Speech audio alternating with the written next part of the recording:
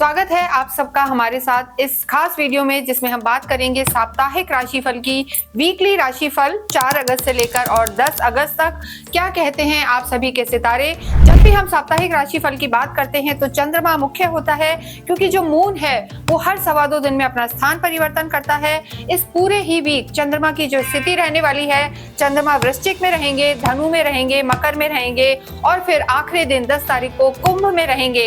इन सबका प्रभाव आपके जीवन पर क्या पड़ेगा ये हम देखेंगे। साथ ही साथ इस पूरे ही वीक जो है बुध आदित्य योग बना हुआ है और लक्ष्मी कुबेर योग भी बना हुआ है, और इसके साथ शनि और बुध वक्रीय चलेंगे। तो आइए हम जानते हैं कि कैसा प्रभाव ये आपके राशियों पर डालने वाले हैं। इस वीडियो में हम बात करेंगे कर्क राशि और कर्क लगन के लिए ये वीक कैसा रहने वाला है 4 अगस्त से लेकर और 10 अगस्त तक का, और 10 अगस्त का खास क्या रहेगा एंड में, इनके लिए वो भी हम बताएंगे। क्योंकि देखिए साप्ताहिक राशिफल में चंद्रमा बहुत इंपॉर्टेंट है और चंद्रमा की स्थिति इस वीक में वृश्चिक में रहेगी, धनु में रहेगी, मकर में और कुंभ में। अगर हम कर्क राशि के लिए देखें तो अष्टम में चंद्रमा इनके आखिरी दिन रहेंगे, यानी 10 अगस्त को।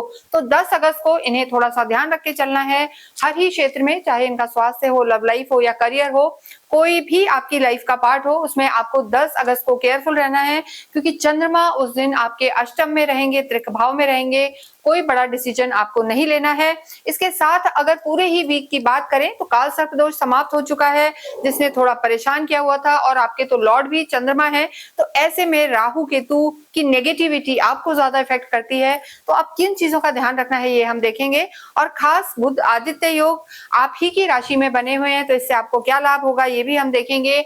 आपको नहीं पता कि आपकी राशि आप कैसे देखें, तो अपनी कुंडली खोलें, उसमें मून की स्थिति देखें। मून जहां भी प्लेस्ड है वहां नंबर 4 लिखा है तो आपकी राशि कर्क है, कैंसर है, और फर्स्ट हाउस में नंबर 4 लिखा है तो आपकी लगन कर्क है। तो ये जो वीडियो है हम ट्रांजिट के आधार पर बनाते हैं, इसे कर्क राशि, कर्क लगन दोनों ही इसे रिलेट करके देख सकते हैं।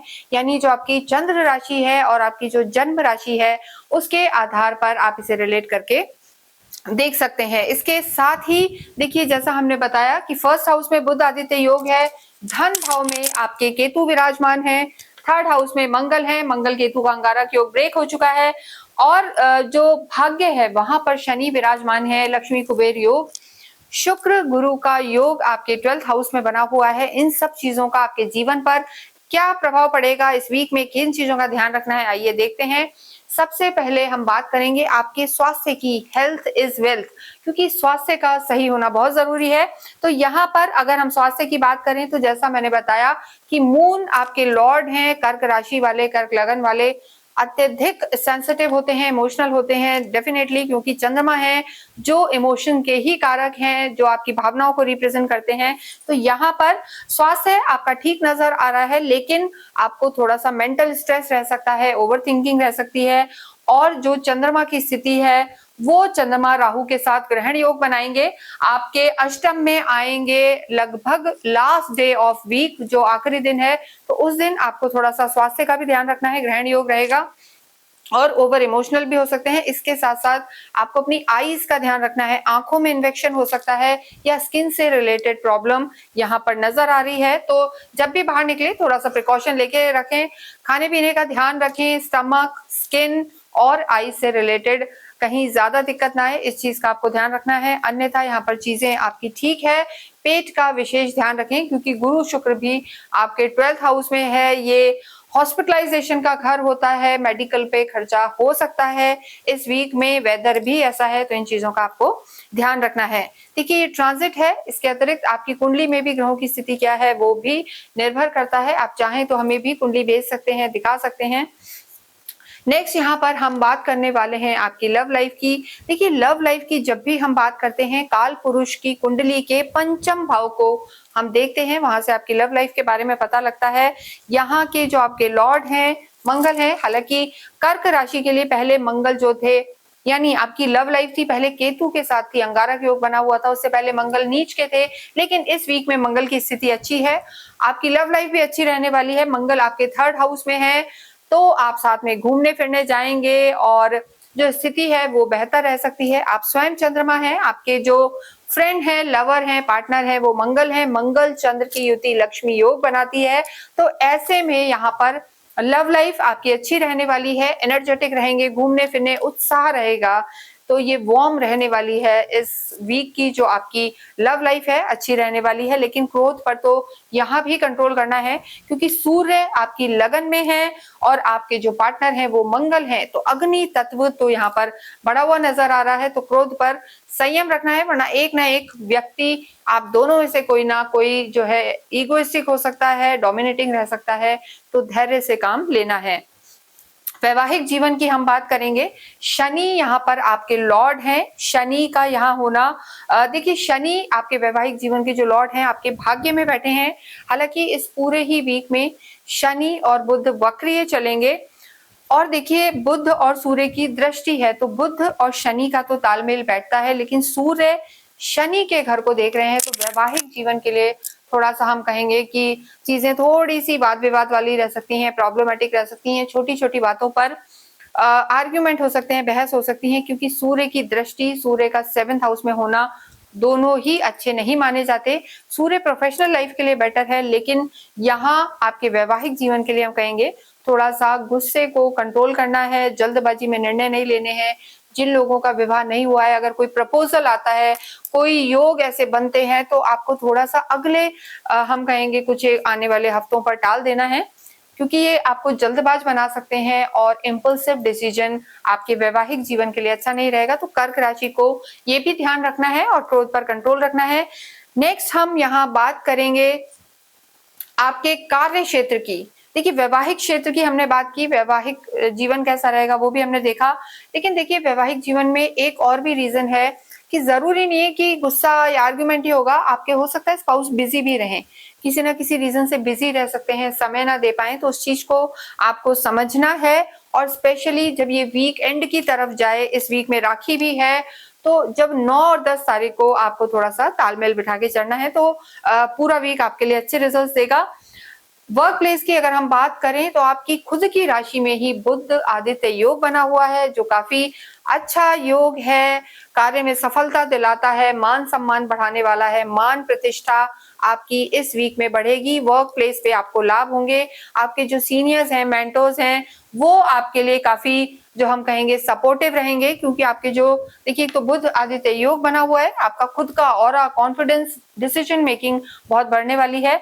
इसके साथ ही जो आपके लॉर्ड हैं 10th हाउस के मंगल, वो आपके इस समय तीसरे भाव में बैठे हैं, तो वो स्थिति भी यहाँ पर आपके लिए बेहतर बनी हुई है। तो ओवरऑल अगर हम देखें, तो यहाँ पर आपको सपोर्ट मिलेगा अपने कलीग्स का भी और अपने सीनियर्स का भी, स्पेशली वो लोग जो प्रॉपर्टी से रिलेटेड काम करते हैं उनके लिए समय अच्छा है, लाभ होने वाला है। गवर्नमेंट से रिलेटेड अगर आपका काम है तो ये वीक अच्छा रहने वाला है। लेकिन धन के संबंध में हम कहेंगे, देखो कार्य अच्छा रहेगा, विकल्प मिलेंगे, ये सब चीजें यहाँ पर अच्छी नजर आ रही हैं। लेकिन जो ओवरऑल है, एक तो खर्चे हो सकते हैं और पैसों के लेन देन में आपको ध्यान रखना है, क्योंकि केतु विराजमान है। केतु थोड़ा सा सडन चेंजेस, सडन हानि या कुछ भी ऐसा या धोखा समटाइम्स हो जाता है, उस चीज का ध्यान रखना है। तो पैसे के लेन देन में इस वीक में आपको ध्यान रखना है, स्पेशली जब ये वीक समाप्त हो रहा हो, वहां आप केयरफुल रहें। विद्यार्थियों के लिए समय अच्छा है, स्पेशली वो लोग जो गवर्नमेंट से रिलेटेड एग्जाम की तैयारी कर रहे हैं, और जो मंगल हैं आपके पंचम के स्वामी, तो ऐसे में विद्यार्थियों के लिए समय अच्छा रहने वाला है, चीजों में आपको लाभ होगा। और उसके साथ साथ गवर्नमेंट से रिलेटेड जो बच्चे तैयारी कर रहे हैं, इसके अलावा बैंकिंग से रिलेटेड तैयारी कर रहे हैं, उनके लिए समय अच्छा है। बुध आदित्य योग आपकी लगन में ही है, तो बुद्धि को काफी तेज रखेगा, बुद्धि के देवता खुद बुध यहाँ विराजमान है, तो आपको लाभ होगा। बात करें हम आपके अध्यात्म की और भाग्य की, देखिए कर्क राशि के लिए गुरु की स्थिति इस समय 12वें घर में है। हालांकि गुरु हम बताते भी हैं कि बहुत अच्छे प्लैनेट होते हैं, अच्छे से मतलब है नैसर्गिक सुख देने वाले हैं, किसी का बुरा नहीं करते। गुरु की जो दृष्टि है, गुरु आपके भाग्येश हैं, उनकी पंचम दृष्टि आपके सुख भाव में है, तो बहुत ज्यादा नेगेटिव नहीं करेंगे, लाभ देंगे, घर का माहौल अच्छा रखेंगे। लेकिन थोड़े से भाग्येश यहाँ पर कमजोर हो गए हैं, खर्चे इस वीक में ज्यादा रह सकते हैं, जो आपकी उम्मीदें हैं, चीजें हैं, उससे थोड़ा सा कम मिलने के यहाँ पर चांसेस हैं, क्योंकि शनि भी वक्रीय चल रहे हैं। शनि हालांकि कर्म के देवता आपके, हम कहेंगे कि इस समय आपके भाग्य में बैठे हैं, लेकिन अष्टम के स्वामी भी हैं, तो इसलिए भाग्य का साथ तो मिलेगा, लेकिन आपको कर्म पर ज्यादा ध्यान देना है। अध्यात्म यहाँ पर बढ़ेगा, आध्यात्मिक रुचि बढ़ेगी, घर में मांगलिक कार्य हो सकते हैं, क्योंकि गुरु की जो पंचम दृष्टि है वो आपके सुख भाव में है। तो अवश्य ही आपका धर्म कर्म दोनों बढ़ता रहेगा यहाँ पर और आपको लाभ भी होगा। किसी भी तरीके की किसी परेशानी से कर्क लगन कर्क राशि जूझ रहे हैं, नहीं सफलता मिल रही है, परेशान है, तो आपको अवश्य ही एक तो रुद्राभिषेक कराना चाहिए और गौरी शंकर रुद्राक्ष धारण करना चाहिए, क्योंकि गौरी शंकर रुद्राक्ष अगर आप धारण करेंगे तो जो आपके लॉर्ड हैं चंद्रमा हैं और उनके भी जो लॉर्ड हैं शिव, उनका आशीर्वाद आपको मिलेगा। तो आपको अवश्य ही शिव आराधना करनी चाहिए, गौरी शंकर रुद्राक्ष धारण करना चाहिए, इससे आपको लाभ होगा और साथ ही साथ पूरी नेगेटिविटी भी हटेगी। चंद्रमा की भी आराधना करें, पूर्णिमा के चांद को देखें, त्राटक करें और उनको जो हम कहते हैं जल चढ़ाएं, ये आपके लिए अच्छा रहेगा। कृष्ण भगवान को मोगरे का जो फूल है वो जरूर चढ़ाएं और आप स्वयं भी मोगरे की खुशबू जितनी यूज करेंगे आपके लिए लाभकारी रहेगा। गाय की सेवा करें और ओम नमः शिवाय आप जप करते रहें। इसके अतिरिक्त अगर आपकी कोई क्वेरी है तो आप हमसे संपर्क कर सकते हैं। कमेंट बॉक्स में अवश्य ही ओम नमः शिवाय लिखें। Thank you.